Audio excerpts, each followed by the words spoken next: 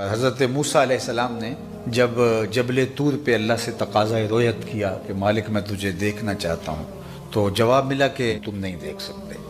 آپ نے علماء سے سارا واقعہ تفصیل سے سنا ہے کہ انہوں نے کہا کہ مالک میں تجھے دیکھنا چاہتا ہوں، تو جواب آیا کہ تم نہیں دیکھ سکتے۔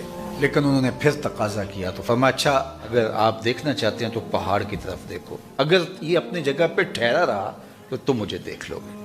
اللہ نے اپنی رؤیت کو استقرار جبل کے ساتھ معلق کیا۔ الگ بات ہے پہاڑ نہ ٹھہر سکا، لیکن جہاں جو بات میں آپ کے سامنے رکھنا چاہتا ہوں، حضرت موسیٰ نے عرض کیا مالک میں تو تیرے جلوے درختوں سے دیکھنے کی عادت رکھتا ہوں، اور اب مجھے پہاڑ کی جانب مبذول کیا جا رہا ہے، کیونکہ انسان نے جہاں دیکھا ہو وہاں اس کے لیے آسان ہوتا ہے۔ تو کہا مالک میں تیرے جلوے تو درختوں سے دیکھنے کا عادی ہوں، اور اب مجھے پہاڑ کی جانب مبذول کیا جا رہا ہے۔ تو کہا ہے موسیٰ جب گھر سے نکلنے لگے تھے تو ماں کو کیا کہا تھا؟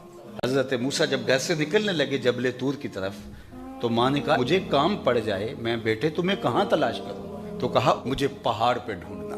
تو کہا تیری ماں کی نظر اس وقت سے پہاڑ کی طرف جمی ہوئی ہے، اور اے موسیٰ جدھر ماں کی نگاہ ہوتی ہے وہی اللہ کی جلوہ گاہ ہوتی ہے۔